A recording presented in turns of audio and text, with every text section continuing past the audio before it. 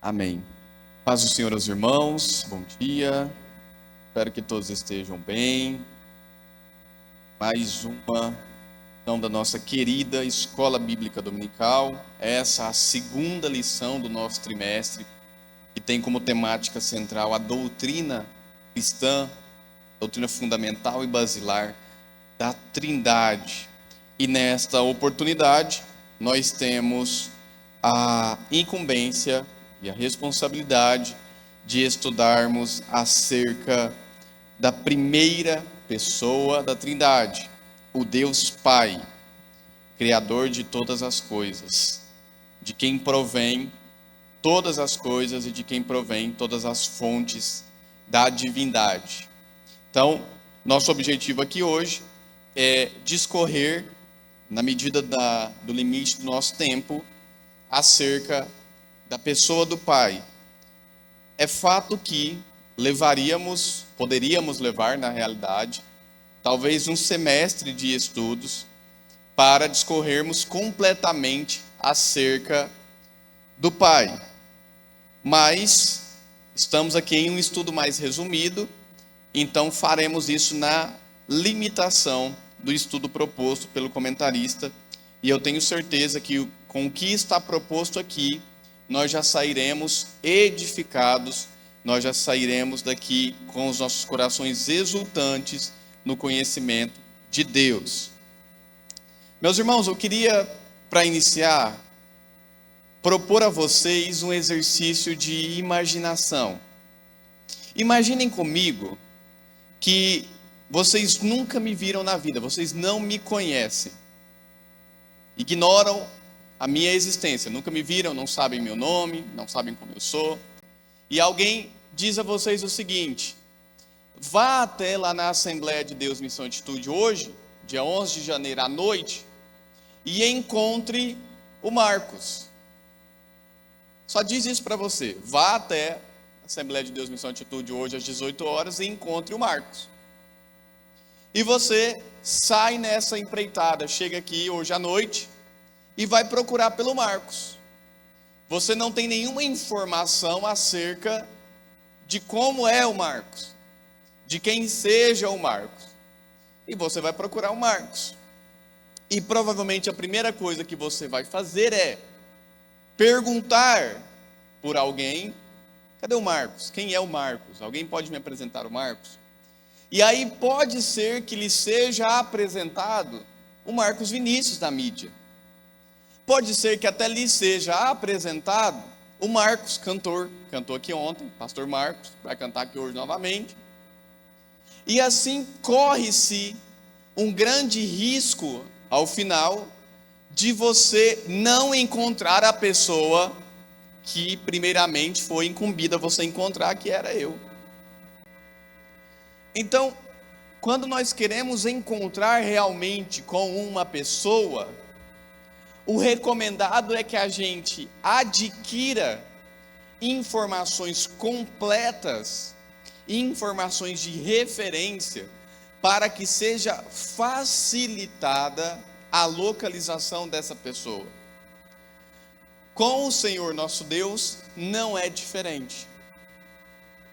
Se meramente procurarmos a Deus simplesmente porque alguém nos disse para procurar um Deus, pode ser demasiadamente arriscado de que a gente encontre tudo e qualquer coisa menos a figura e a pessoa do Deus verdadeiro.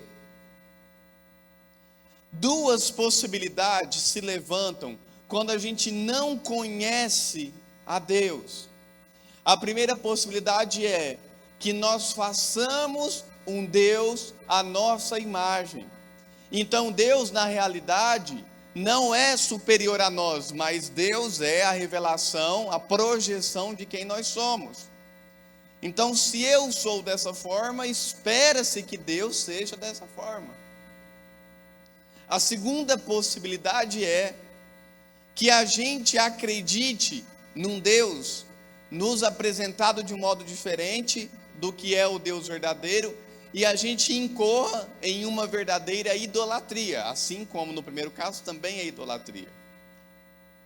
Então, para que a gente se encontre e nos relacionemos de forma completa, de forma verdadeira, com o único e verdadeiro Deus, faz-se necessário que a gente conheça esse Deus, que a gente adquira informações de referência acerca desse Deus.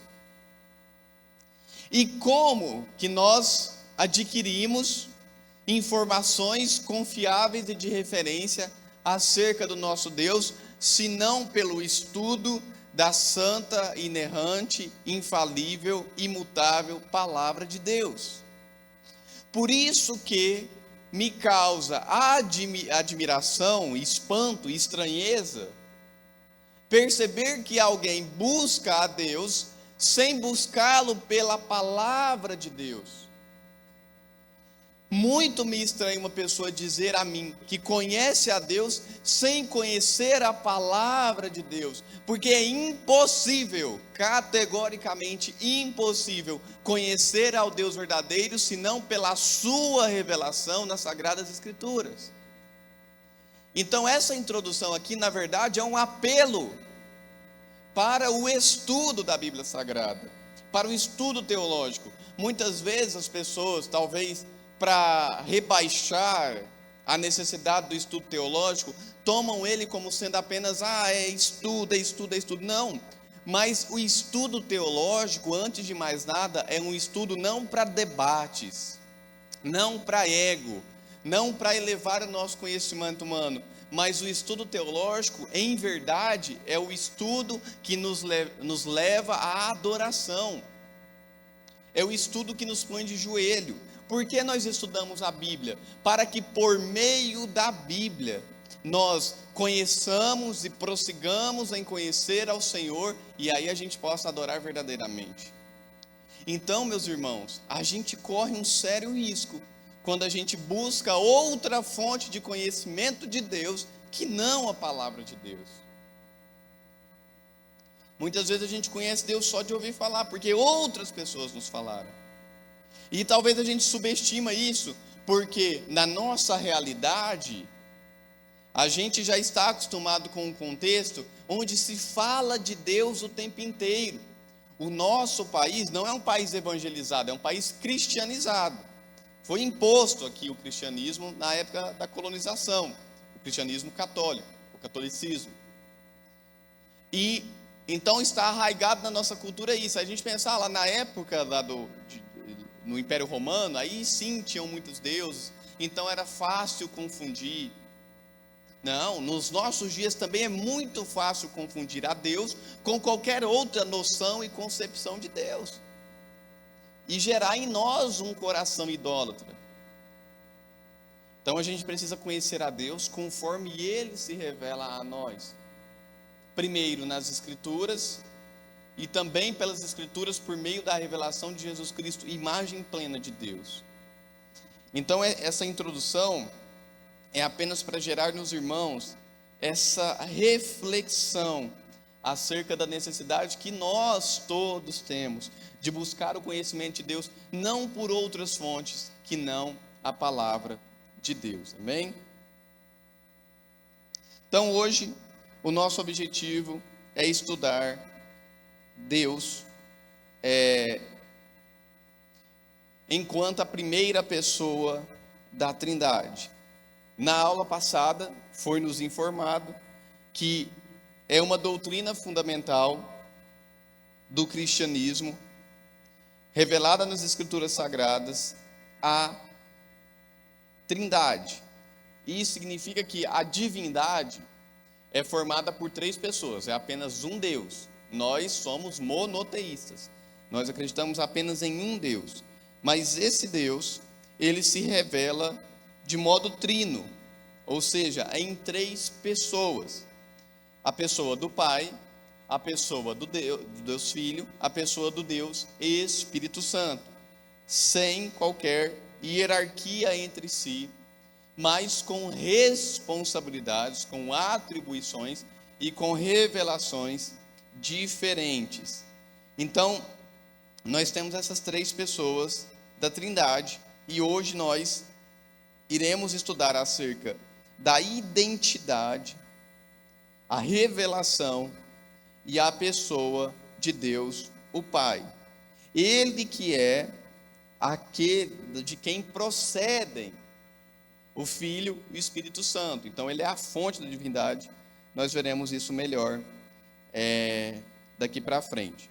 Veremos também que o nosso Deus é o Deus criador. Deus Pai é aquele que cria por intermédio do Filho e por meio da ação do Espírito Santo. Ele também é o nosso Deus criador. Meus irmãos, pode ser que em alguns pontos dessa lição gere talvez uma dificuldade de entendimento nos irmãos. Caso alguém se sinta com essa dificuldade ou surja alguma dúvida, fique sempre à vontade para interromper a aula e fazer essa consulta acerca dessa dúvida, porque é muito interessante que todos nós saiamos daqui esclarecidos acerca do assunto que nos foi proposto, e não é vergonha nenhuma perguntar. Vergonha é ficar com dúvida. Nunca é vergonhoso, nenhuma dúvida é vergonhosa. Então fique sempre à vontade para interromper a aula. Isso daqui é uma escola. A identidade de Deus, o Pai. O Pai é o único Deus verdadeiro. Nós falamos aqui um pouco disso acerca da diversidade de deuses e da idolatria. No contexto bíblico, e eu lia essa semana a história do chamamento de Abraão, nós precisamos entender que antigamente várias divindades, ditos deuses falsos, disputavam o coração daquele mundo antigo. Então, por exemplo, Abraão, ele sai ali da sua terra, uma terra que era marcada por ter inúmeros deuses. Ali naquele ambiente se cultivavam vários cultos. E durante praticamente toda a Bíblia Sagrada, nós vemos essa realidade. Inúmeros outros deuses de povos estrangeiros. Nós vemos lá os cananeus com seus deuses, os filisteus com seus deuses. Nós vemos lá os deuses da Babilônia, os deuses dos caldeus e assim por diante. Até chegar no Novo Testamento e ver os deuses romanos, os deuses gregos e assim vai. Então no mundo antigo era muito comum que houvessem várias manifestações ditas de divindade, que a gente hoje na realidade sabe que muitas delas eram manifestações inclusive demoníacas, eram cultos a demônios. E nesse cenário, nesse contexto, surge o povo de Israel, surge Abraão, começando ali o povo de Israel, adorando apenas um Deus, um único Deus. Deus se revela a Abraão como o único e verdadeiro Deus. E depois, Abraão, Isaac e Jacó, os filhos de Jacó, os filhos de Israel, José e assim por diante. Só que a gente precisa lembrar que o povo ficou cativo, ficou escravizado no Egito por aproximadamente 430 anos. E no Egito era um lugar onde haviam uma numerosidade de deuses. E quando Deus retira o povo do Egito, por intermédio de Moisés, logo Deus já assenta no coração daquele povo um mandamento, de que o povo deveria adorar apenas ao Deus verdadeiro, único Deus, exclusivamente.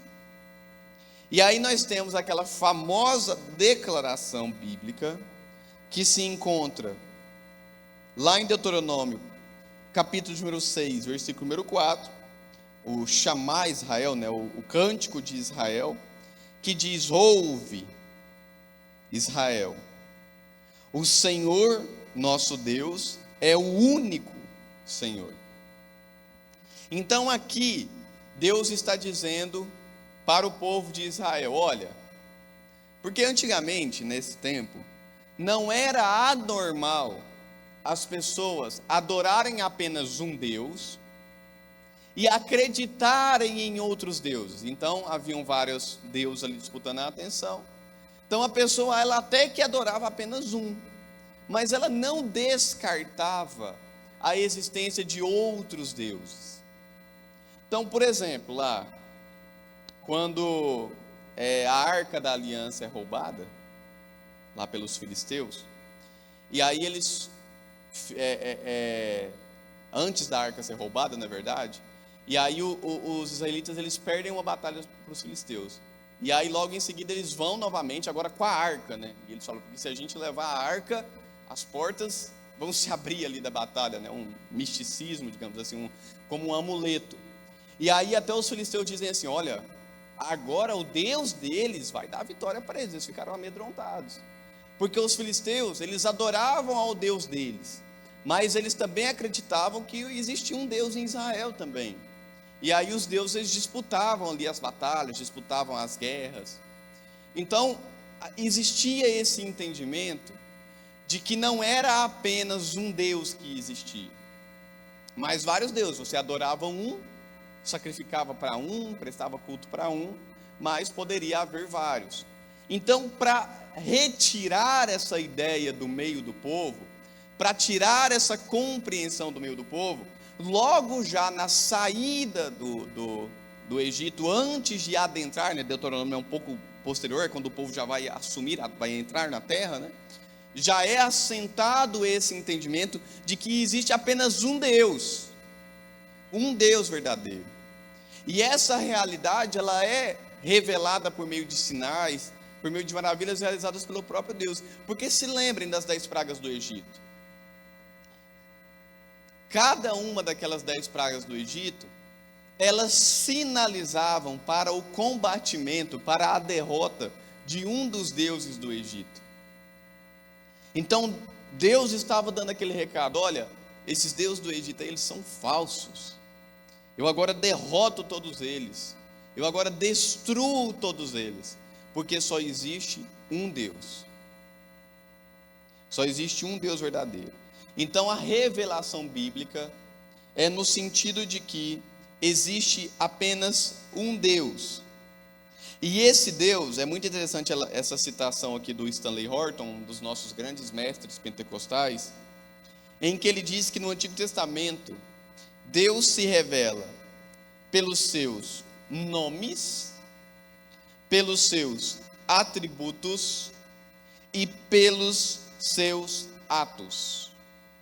Então Deus se revela pelos seus nomes, veremos isso daqui também, pelos seus atributos também veremos isso daqui, e pelos seus atos, ou seja, tudo que Deus fez no Antigo Testamento, desde criar o homem, dilúvio, confusão das línguas,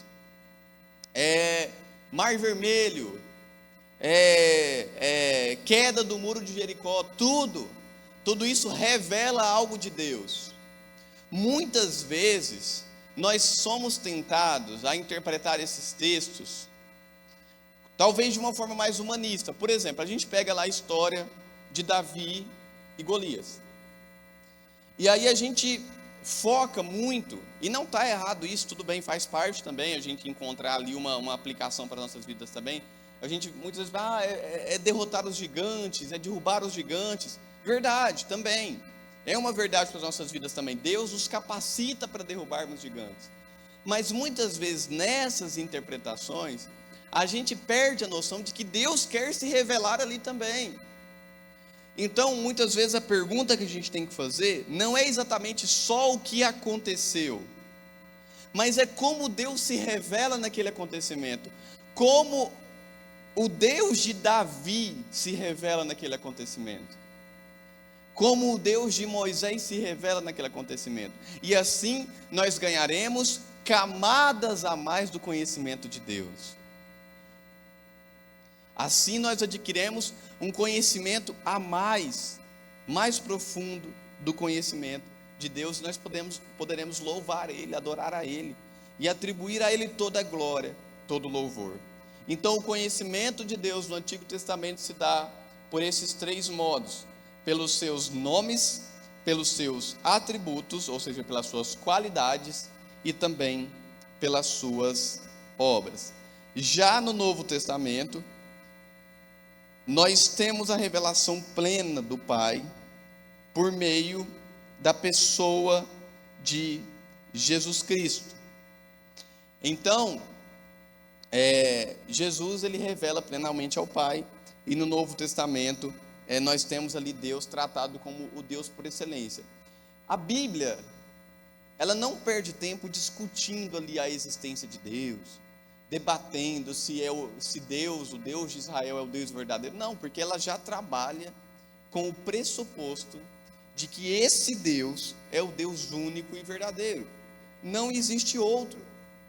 Não é nenhuma discussão, não é nenhum debate se Deus existe ou não. A Bíblia vai dizer que aquele que discute, aquele que debate a existência de Deus, aquele que não acredita em Deus, ele na realidade é um tolo. É a única coisa que a Bíblia diz sobre quem não acredita em Deus é tolo. Tolo. Então aquele que acredita em Deus é sábio. Então não é nenhum debate acerca de Deus. Então na Bíblia já entra considerando a existência de Deus, e no Novo Testamento também. Então nós temos essa revelação progressiva, porque no Antigo Testamento era apenas o Deus de Israel. Agora no Novo Testamento, Deus ele se projeta também para ser revelado também aos gentios, porque era um papel de Israel. Israel falha nessa missão, e agora Deus, por meio da propagação do Evangelho, faz essa nova revelação. Então, nós temos no Novo Testamento 6 vezes a menção de Deus como sendo o Deus Pai. Então, Deus se revela como Pai. Por quê? Por que Deus no Novo Testamento e não no Antigo, ele começa a ser revelado como Deus Pai? Porque agora nós temos o estabelecimento da concepção de trindade. Então, se tem o Deus Pai, tem o Deus Filho, que é Jesus Cristo, e também o Deus Espírito Santo. Então, essa realidade que nós temos aqui de Deus sendo revelado como Pai, ela é uma realidade bastante consolidada no Novo Testamento. O próprio Jesus destaca Deus como Pai. Ele diz que o meu Pai, várias vezes, inclusive no texto que a gente leu aqui, e ele ensina os seus discípulos a orarem a Deus, se dirigindo a Ele como Deus Pai. Pai nosso que estás nos céus. Então, por que Deus se revela como Pai? Deus, nada é por acaso na Bíblia Sagrada. Nada é à toa. Se Deus se escolhe revelar como Pai, é porque existe ali uma finalidade específica nisso. E a finalidade da revelação de Deus como Pai é demonstrar Deus como sendo a fonte de tudo, como sendo o provedor de todas as coisas. Lembremos que na época em que o texto é escrito, lá no século I, no que o Novo Testamento é escrito, tinha-se a noção do Pai como sendo a fonte de todo o sustento, a origem da família. A família começa por meio do patriarca. Essa é uma realidade bíblica. Então não é à toa que Deus se revela como Pai, porque Deus está querendo dizer o seguinte: eu sou a fonte de todas as coisas, eu sou o criador de todas as coisas, eu sou a base de todas as coisas.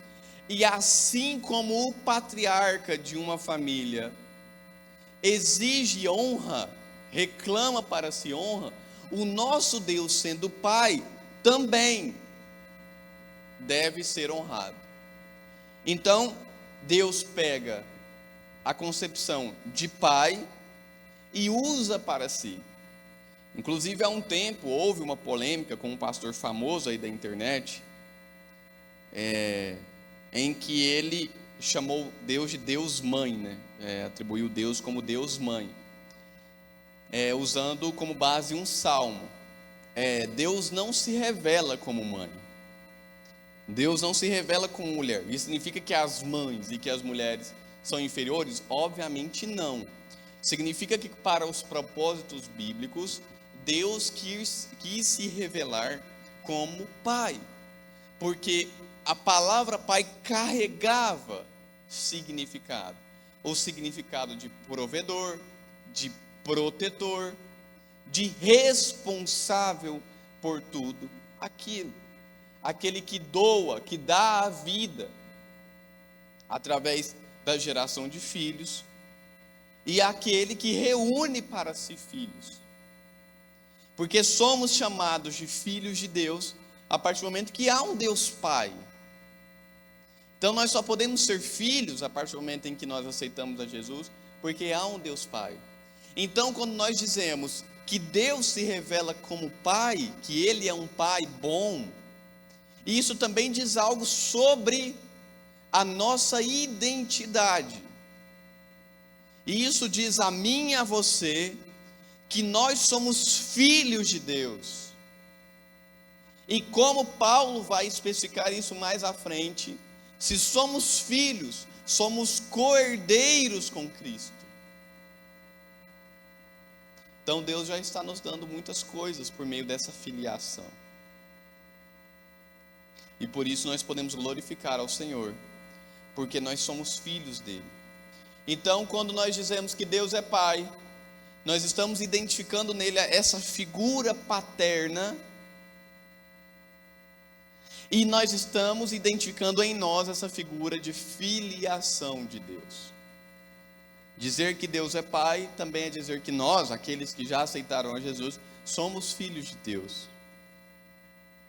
A maioria, a ampla maioria dos problemas que nós temos no mundo são gerados ou pela falta ou pela desvirtuação da paternidade. Quando a pessoa não tem resolvida consigo a questão da paternidade, existem ali uma série de coisas que acontecem com ela. Mas Deus hoje se revela a mim e a você como Pai, o verdadeiro Pai, o Pai perfeito, que quer te receber como filho, que quer te abençoar como filho. Então Deus se revela como Pai, o Pai do nosso Senhor Jesus Cristo, e como nós somos irmãos, né, somos recebidos como irmãos de Cristo, também é o nosso Pai. Então Jesus traz essa ideia de Pai e também diz aos seus discípulos que eles deveriam, e consequentemente a nós, né, deveriam se referir a Deus como verdadeiro Pai. E Paulo também, várias vezes em suas cartas, vai mencionar o Deus e Pai do nosso Senhor Jesus Cristo. Então Deus é como um Pai. O Pai é a fonte da divindade. O que significa dizer que o Pai é a fonte da divindade? Significa dizer que Deus, o Deus Pai, Ele é supremo. Ele é o maior ser. Não existe nada maior que Ele. Existe como o comentarista que traz a questão da declaração, da nossa declaração de fé, né, a declaração de fé das Assembleias de Deus, e é um trecho aqui muito interessante. Eu queria fazer a leitura, embora todos tenham a lição, mas só para a gente acompanhar, porque eu acho que fica muito resumido aqui, ficou muito bem colocado. Então, a nossa declaração de fé professa o seguinte, só porque saiu aqui bem na hora, né? Só a glória. Professa que Deus é o supremo ser, ou seja, não existe nada, nenhum ser além dele, maior que ele. Ele é eterno. Ele nunca teve começo. É o princípio. Nunca terá fim. Pois ele existe por si mesmo, ou seja, é autoexistente. Como o Pai tem a vida em si, como o Pai tem a vida em si mesmo, assim deu também ao Filho ter a vida em si mesmo. Ele é o Deus imutável, ou seja, não há mudança nele, desde a eternidade, desde antes da fundação do mundo, Ele é o Criador dos céus e da terra e de tudo que nele existe. Ele é o Deus Pai de nosso Senhor Jesus Cristo. Ele é Espírito doador, e mantenedor de toda a vida. Então, meus irmãos, o que quer dizer Deus será a fonte de todas as coisas? Significa que nada, absolutamente nada, tem existência em si mesmo que não seja dada por Deus. Então todas as coisas existem porque Deus trouxe essas coisas à existência. Todas as coisas que são vivas, assim são, porque Deus doou a vida a essas coisas, a esses seres. Então nada existe fora do controle ou fora da criação de Deus. Todas as coisas são criadas por Deus. Os anjos do céu, os anjos caídos, que hoje são demônios, que um dia foram anjos, o ser humano, todas as coisas têm como fonte, ou seja, quando a gente vê uma fonte de água, por exemplo, o que é uma fonte de água? É algo que mina a água ali, que dá a água dali, né? É uma fonte, ela doa aquela água. Da mesma forma é Deus. Deus é da onde provém todas as coisas. Nada está fora da criação de Deus. Nada veio a existir sem que Deus quisesse que existisse. Deus não é pego de surpresa por nada. Deus não foi surpreendido pela existência de qualquer outra coisa que Ele não tenha criado, porque todas as coisas foram criadas por Ele e por intermédio dele. O Pai age por meio do Filho e por meio do Espírito Santo. Nós precisamos entender que desde sempre, embora no Antigo Testamento nós não tenhamos muito expresso, nominalmente, a pessoa de Jesus Cristo ou a pessoa do Espírito Santo, nós já sabemos que eles já estavam ali. Por exemplo, na criação. Diz que no princípio criou Deus os céus e a terra era vazia e sem forma. O Espírito de Deus pairava sobre a face do abismo. E disse Deus: haja luz. Então, apenas nesse pequeno trecho aqui do Gênesis, do começo da criação, nós já podemos ver as três pessoas da Trindade. Deus Pai como sendo Deus, o Criador. No princípio, Deus criou. Nós já vemos o Espírito Santo agindo ali, o Espírito de Deus. E nós vemos Jesus Cristo por meio da palavra, porque Deus criou as coisas dizendo, falando. E disse Deus: haja luz. E aí lá na frente, lá em João, capítulo número 1, a gente vai perceber que essa fala de Deus, essa manifestação oral de Deus, quando diz Deus: haja luz, haja firmamento, haja todas as coisas, tudo isso era na realidade Jesus, porque Jesus é o verbo de Deus. Nós precisamos entender que há um paralelo, ou seja, há uma relação entre Gênesis e João. É como João quando diz: no princípio era o verbo, e o verbo era Deus, e o verbo estava com Deus, todas as coisas foram feitas por meio dele, nada do que foi feito se fez. Quando João escreve isso, ele está entrelaçando Gênesis 1 com o seu escrito. Isso significa dizer que Jesus estava lá no começo, sendo a palavra, porque sem ele, nada do que foi feito se fez. Então, na reunião da criação, estavam ali Pai, Filho e Espírito Santo. Tanto é que, quando se vai criar o homem, o que Deus diz? Façamos o homem à nossa imagem e semelhança. Façamos, sabemos que está no plural. Então, quem façamos? a Trindade, a assembleia ali da Trindade, se reunindo juntamente com os anjos, né, os seres celestiais, para demonstrar ali o plano do Senhor de criar. Então Deus, ele age por meio do Filho e por meio do Espírito Santo. Isso fica muito claro no Novo Testamento, quando Jesus vai nos informar de que tudo o que ele faz, as obras que ele faz, ele não faz senão o que ele vê o Pai fazer, ou ele faz aquilo que o Pai revela a ele para fazer. Jesus diz que dele mesmo ele não faz nada, senão o que o Pai. E aí ele vai dizer que ele trabalha porque o Pai também trabalha.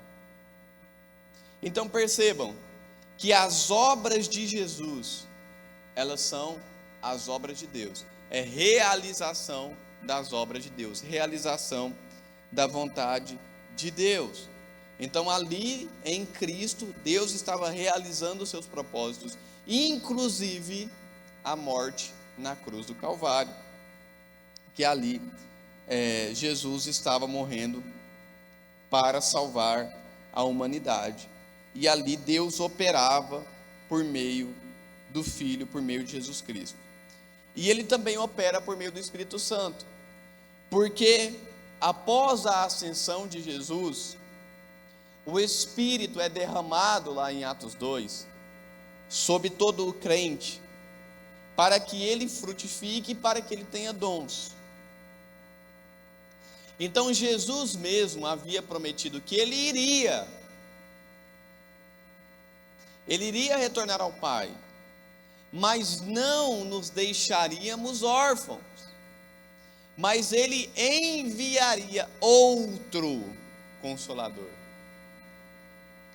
Outro, inclusive no sentido grego, lá da palavra Consolador, Paracletos, pode até ser entendido como outro advogado, outro intercessor, outro representante.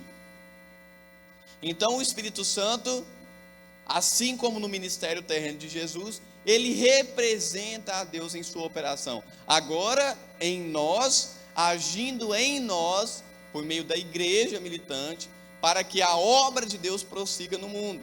É por isso que ao descer o Espírito Santo sobre nós, nós somos convidados a agir, a compartilhar dessa obra que Deus tem na terra. Agora nós somos convidados a realizar a obra de Deus por meio do Espírito Santo. Não é nós que realizamos a obra por nós mesmos, não é eu, não são vocês, mas é o Espírito em nós, nos impulsionando, nos capacitando, nos ensinando todas as coisas, para que a gente possa realizar plenamente a obra do nosso Deus. Então o Pai opera pelo Filho e pelo Espírito Santo, é uma realidade bastante expressa nas páginas da Bíblia, na Escritura Sagrada. Então, em Jesus, Deus ele concretiza todo o plano da redenção, ele planejou o plano da redenção, né? É obra dos intentos de Deus, né? Do conselho de Deus, a redenção do homem, e ele incumbiu ao Filho essa missão. Então percebam, o Pai, ele cria a missão, e o Filho cumpre a missão, e depois o Espírito Santo testifica acerca da missão. Percebamos que existem ali várias, então, atribuições de cada pessoa da Trindade, sendo o Pai a fonte de todas essas atribuições. Nós precisamos fazer uma ressalva, meus irmãos, que embora o Pai seja a fonte da divindade e o Pai seja o operador por meio do Filho e do Espírito Santo, as pessoas da Trindade, elas não são hierarquizadas, ou seja, o Pai não é maior que o Filho não é maior que o Espírito não é maior que o Pai, não é maior que o Espírito, não é maior que o Filho. Então, as pessoas da Trindade, elas são iguais, elas são coiguais, porque é apenas um Deus, não existe mais do que um Deus. É o mistério da Trindade, não existe mais do que um Deus, é apenas um Deus manifesto em três pessoas, cada uma com a sua responsabilidade, mas não há uma hierarquia. Às vezes a gente tem a noção de que Deus Pai é o, digamos assim, é o chefe da hierarquia da Trindade, depois vem o Filho, depois vem o Espírito Santo ali abaixo. Não, o Pai é a fonte, mas isso não significa que ele tem ali uma posição hierárquica na Trindade, porque senão a gente teria que, não seria mais apenas um Deus, seria mais de um Deus, porque a Trindade ela não pode ser separada, então portanto ela não pode ser hierarquizada também. E todas as pessoas da Trindade são eternas também, não foram criadas, não vieram a existir em algum momento da história, sempre existiram, não foram criadas. Tudo bem até aqui, meus irmãos? Mas, Gabriel, Sim. isso é representado também em nós, né? Nós somos corpo, alma e espírito. Nós somos uma só pessoa, né? É apenas o Marcos Gabriel, mas ele tem um corpo, uma alma e um espírito. Amém. E cada um tem a sua função também. Isso é tão verdade, né, pastor, que o corpo e a alma e o espírito são indissociáveis também, né? Você não consegue, a não ser a palavra de Deus que discerne, né? Mas eu mesmo não consigo separar o meu corpo do meu espírito, da minha alma. Assim também é a Trindade. Então, quando Deus cria o ser humano à sua imagem e semelhança, Ele também imprimiu essa característica trina, né? No caso a tricotomia, que foi inclusive o tema do nosso trimestre passado, né? Essa natureza de três, né, em um, Deus também imprimiu no ser humano, muito bem lembrado, pastor. Tópico 2. O Pai revelado em Cristo. Subtópico 1. O Pai se revela aos humildes. Esse trecho, meus irmãos, é bastante interessante e importante. Jesus, ao revelar o Pai para o mundo, ele afirmou categoricamente que essa revelação, ela estava condicionada a uma condição, a um requisito no ser humano que era a humildade. Jesus, ele exulta, né? ele celebra, ele exalta o Pai, pelo fato de que o Pai, ele se revelou não aos grandes desse mundo, não aos sábios desse mundo. Nas próprias palavras de Jesus, ele diz: ocultastes essas coisas aos sábios e aos instruídos, e as revelastes aos pequeninos. Quando Jesus diz aqui sábios e instruídos, Jesus não está dizendo daquelas pessoas eventualmente que estudaram, que têm um diploma, que têm uma formação. Inclusive, a própria Bíblia nos incentiva a sermos sábios, né? Nós temos um livro apenas sobre sabedoria, que é o livro de Provérbios. Salomão pediu a Deus sabedoria.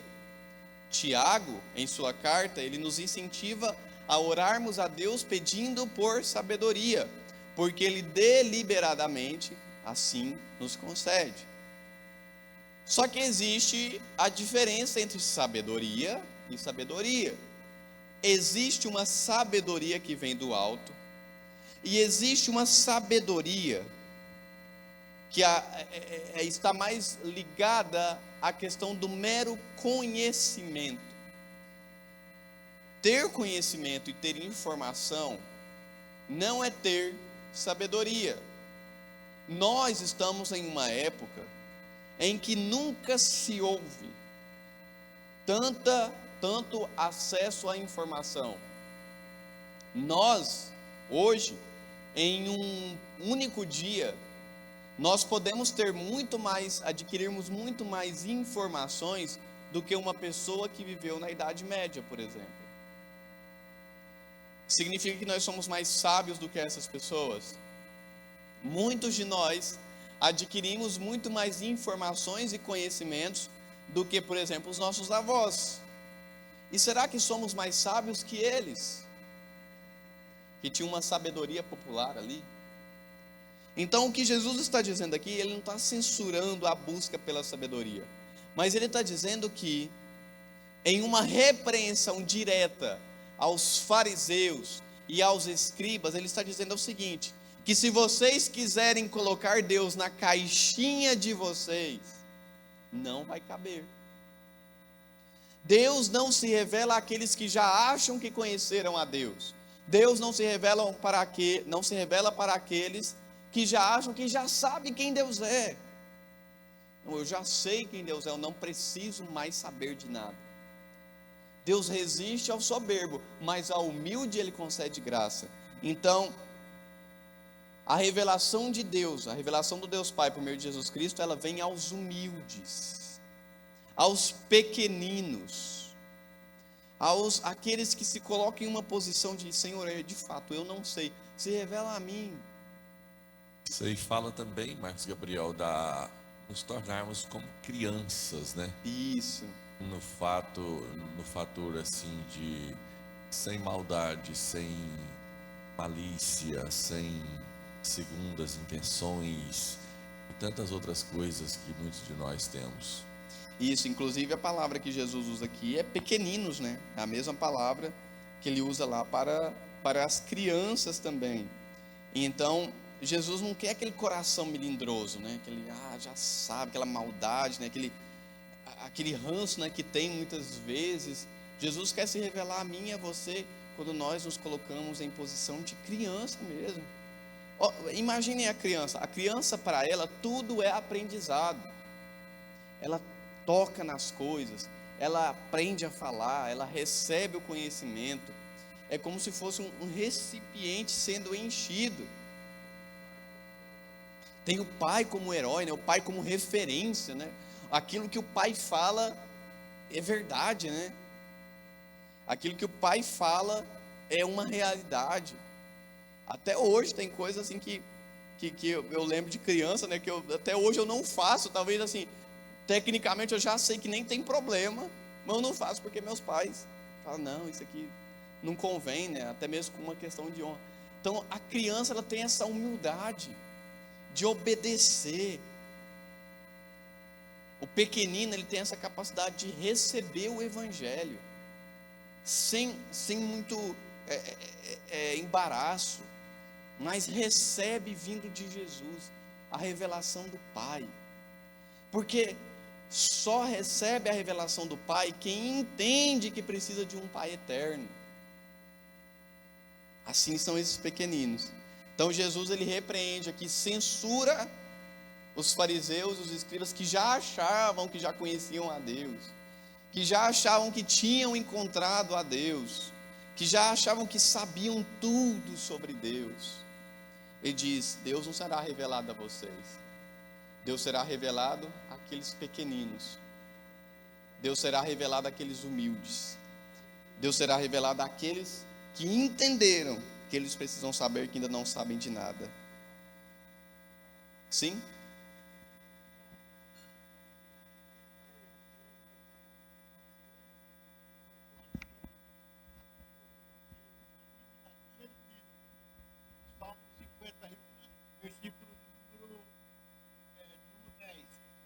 Cria em mim, ó Deus, um coração reto.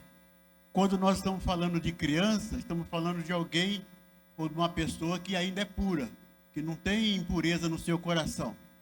Jesus, ele falou da criança, por quê? Porque a criança é pura. A partir dos 12 anos, 13 anos, a gente sabe que a criança já começa, as coisas do mal começam a infiltrar na mente da criança, então a criança deixa então de ser pura, e aí então Jesus, ele usou a criança nesse sentido, no coração puro. Eu não posso orar a Deus, pedir sabedoria para Deus, sem ter um coração puro, porque a oração minha, ela deve ser voltada para que Deus me dê um coração puro, para que eu possa receber a revelação de Deus, a revelação da palavra de Deus. Às vezes a gente olha lá, por exemplo, Deus endureceu o coração de Faraó. Por quê? Porque o coração de Faraó já era duro. Às vezes, outro dia eu ouvi uma pessoa dizer que a Deus é injusto, porque Judas, isso tinha que acontecer. Se tinha que acontecer, então Judas, ele não estava errado. Deus é injusto porque Judas perdeu a salvação. Não. A Bíblia diz que ai daquele por quem o Filho do Homem seria entregue, ou seria assim, da forma que Judas fez. Então nos dá a entender que é o nosso coração que nos traz a revelação de Deus para nossas vidas. Então, o coração tem que estar um coração puro. Por isso o salmista Davi, ele diz: ó Deus, renova em mim um coração reto, um coração puro. Muita gente, muitas pessoas, às vezes não conseguem entender as coisas de Deus, a palavra de Deus, clara como elas são, por causa do seu coração que ainda está endurecido. Por quê? Porque a pessoa ainda não abriu o seu coração, que é o lugar do seu entendimento das coisas de Deus e da palavra de Deus. Esse é o meu entendimento. E é isso mesmo, é nesse sentido mesmo. Por isso que, para que nós possamos conhecer a Deus de forma plena, de forma maior, é necessário que a gente permita que o Espírito Santo trabalhe nos nossos corações. Ninguém pode confessar a Jesus como Senhor se o Espírito não convencer primeiro do pecado, da justiça e do juízo. Porque nosso coração está cheio de outras coisas e ele precisa ser esvaziado por meio da purificação criada pelo Espírito Santo. Então o Senhor se revela aos humildes, aqueles que têm a humildade de uma criança. Mas, Gabriel, só um minuto, só para concluir. É o seguinte: a gente tem aquela... Você disse colocar Deus na caixinha, né? Achar que Deus é aquilo que nós sabemos e aprendemos, né? Eu me lembro que eu comecei a minha primeira curso de teologia que eu fiz, ainda no básico da ETAD, 1982, Daniel e Apocalipse, escrito por um grande homem, reverenciado por todos nós, que era o irmão pastor Antônio Gilberto. Não é mais hoje, mudou completamente o livro Daniel e Apocalipse da teologia de hoje. Por quê? Porque naquela época eles afirmavam categoricamente que a Rússia, ou a União Soviética, faria parte lá da Batalha do Armagedon. Tinha uma parte lá que eles falavam da questão dos 12 chifres lá, que era a União Europeia, que naquela época tinha 12 nações. E hoje a União Europeia está com 27 nações e a União Soviética não existe mais. Eles falavam muito a respeito do avanço do comunismo e o comunismo hoje é ultrapassado. Então, de 82 para cá, um grande homem assembleiano, reverenciado por nós hoje, o livro teve que ser reescrito, um livro da teologia da própria Assembleia de Deus. Então, é por isso que nós temos que continuar crescendo no conhecimento. E com o passar dos anos, esqueceram-se que Jesus continua curando, salvando, libertando, transformando. E muitos ainda perguntam, por quê? Por que não acontece mais? Porque nós deixamos de acreditar. A teologia, em muitos aspectos, ao longo desses meus quase 50 anos de Assembleia de Deus, atrapalhou, porque acabou-se a simplicidade, entendeu? Deus pode todas as coisas, né? E a gente esqueceu isso aí.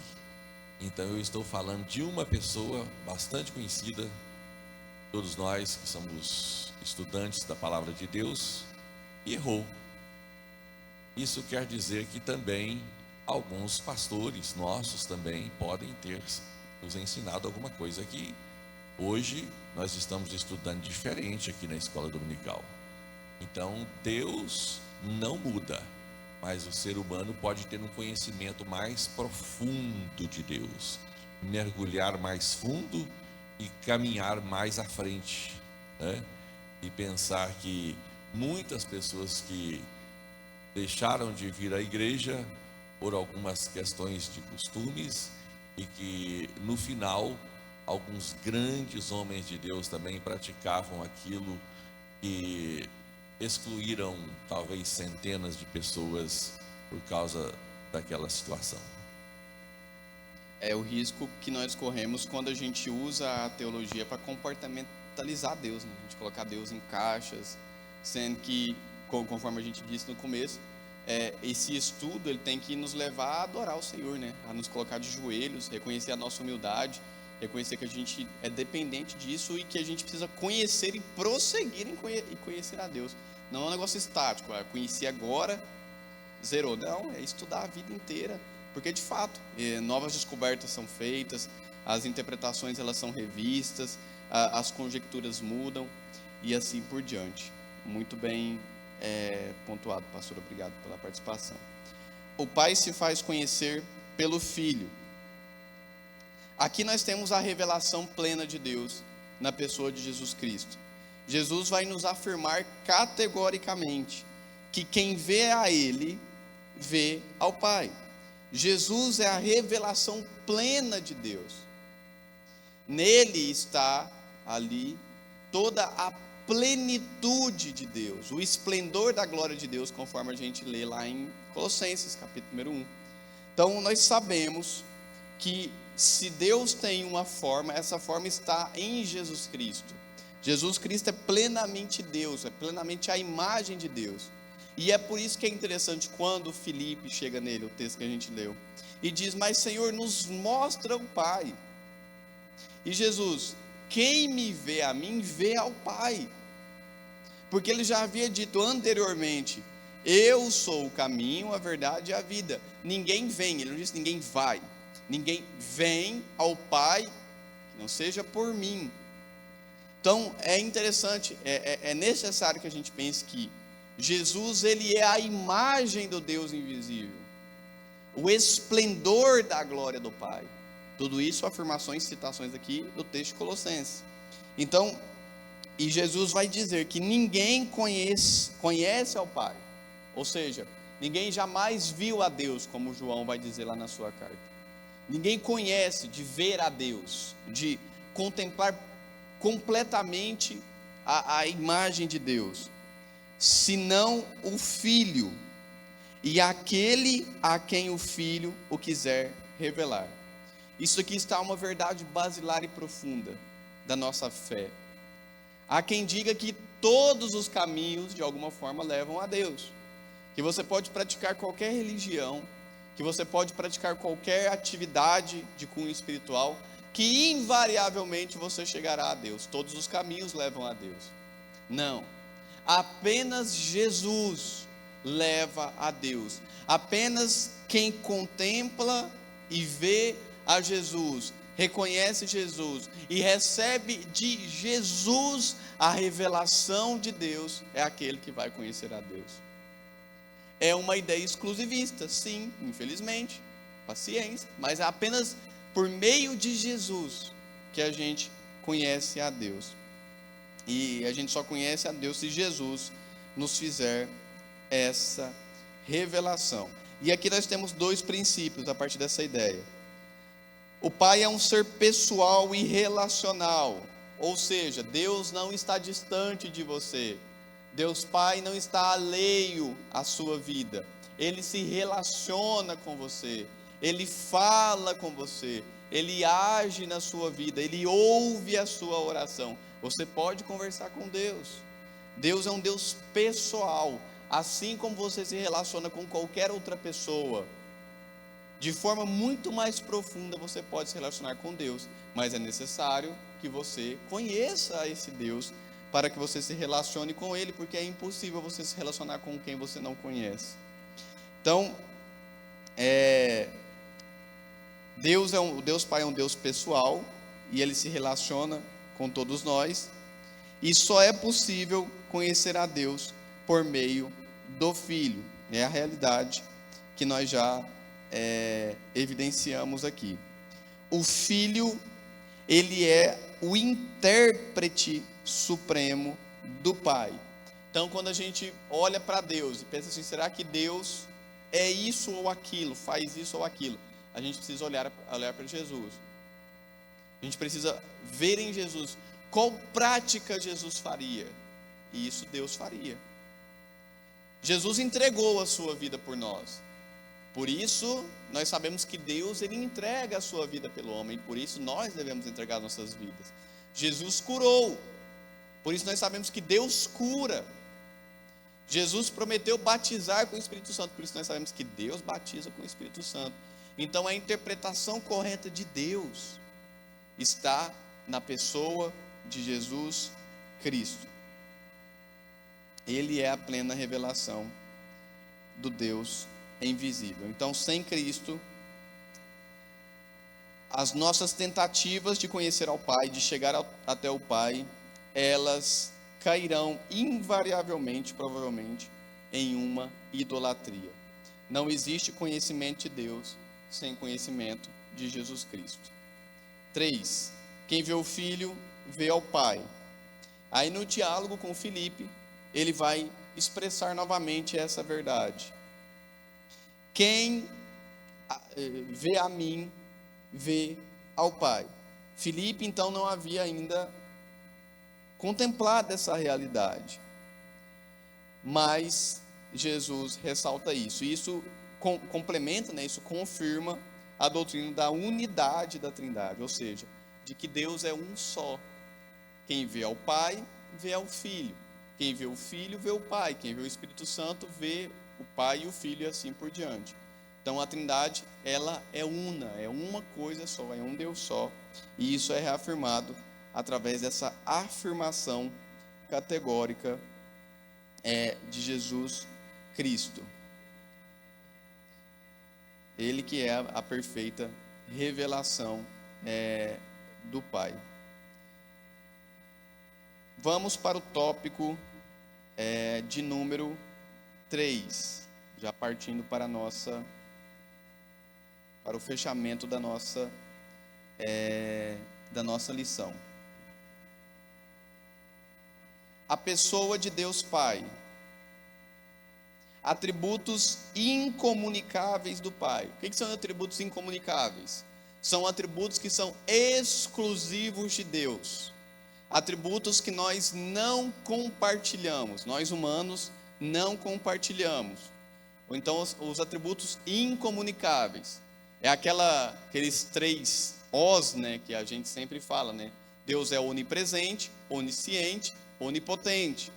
Além disso, Deus é eterno, ou seja, nunca teve início. Nós adquiriremos a vida eterna, mas nós tivemos início. Nós começamos a existir em dado momento da história. Então, Deus, apenas Deus, tem esses atributos. Ele é onipotente, ou seja, ele tem todo o poder. Às vezes tem gente que às vezes acha que o nosso inimigo, o diabo, ele tem poder equivalente ao poder de Deus. Não tem. Deus, ele é onipotente. É um atributo exclusivo de Deus. Deus e o diabo não estão em pé de igualdade, não. Tudo que o diabo faz é na permissão de Deus, através ali das brechas que o pecado abre na vida do ser humano. Então Deus é onipotente, tem todo o poder. Ele é onipresente, está em todo lugar. Ele é onisciente, sabe de todas as coisas. Ele é autoexistente, ninguém criou a Deus. Deus não foi criado, ele sempre existiu. Ele tem uma autoexistência, ele não foi criado por ninguém. Também, como nós já dissemos aqui, Deus, ele é eterno, ele tem a eternidade, ele não tem começo de dias, não tem fim, ele sempre existiu. E a onipotência, a onipresença e a onisciência. Atributos comunicáveis.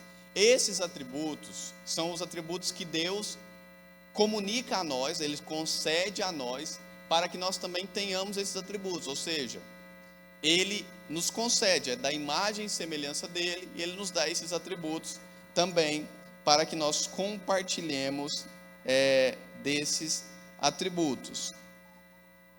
Dentre esses principais atributos, nós podemos mencionar aqui, por exemplo, a questão da santidade. Deus é santo e ele deseja que todos nós sejamos santos. Amor, Deus é amor e ele deseja que todos nós também nos tornemos participantes desse amor e também possamos ter atos de amor. Deus é bom e ele também compartilha com nós essa bondade por meio da redenção em Jesus Cristo, por meio do aperfeiçoamento do Espírito Santo. Deus é fiel. Então Deus tem fidelidade, ele também quer que nós também sejamos fiéis.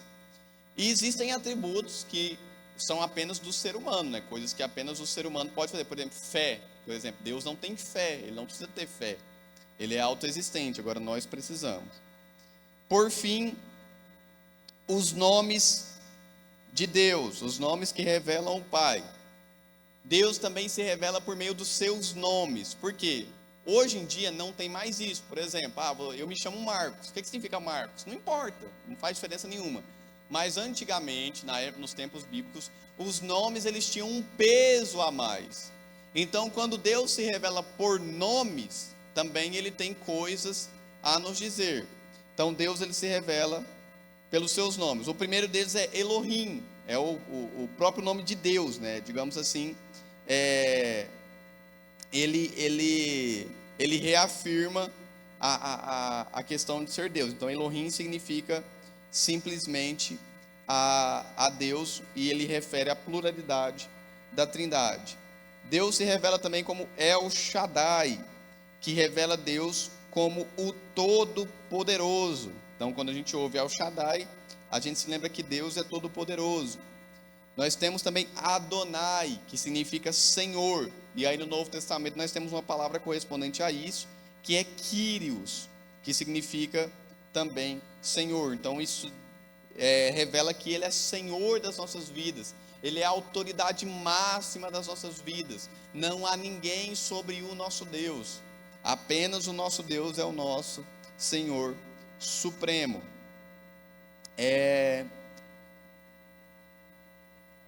Nós temos também, por fim, o tetragrama Yahvé, né, ou Yahweh, que é a revelação que Deus faz para Moisés, lá em Êxodo 13, quando Moisés pergunta que nome eu direi ao povo, que é o seu nome, e Deus revela esse tetragrama, que se traduz como eu sou, né? Eu sou o que sou. Na realidade, a melhor tradução é eu serei o que serei. Então Deus, ele se revela como, ele vai ser o que ele se apresentar como sendo. Não pode ser contido, não pode ser ali colocado em uma categoria. Ele é o que ele quiser ser. Esse é o nosso Deus. E assim, conhecendo ao nosso Senhor um pouco mais, que a gente possa se consagrar em uma adoração cada vez melhor a esse Deus. Ressalto a necessidade que temos de a cada dia conhecermos o nosso Deus, porque é impossível adorar a Deus se nós não conhecermos. É um risco muito grande nós adorarmos a alguém que a gente não conhece, porque certamente é um risco de nós cairmos em uma idolatria. Mas o Deus e Pai do nosso Senhor Jesus Cristo quer se revelar a nós, porque hoje nós nos colocamos em uma posição de humildade. Hoje nós nos colocamos em uma posição de um coração como um coração de criança, para receber, por meio do Espírito Santo, a revelação do Deus que é o nosso Pai, e nós somos filhos dele. Que o Espírito Santo ministre mais aos nossos corações, e eu agradeço a minha oportunidade, em nome de Jesus.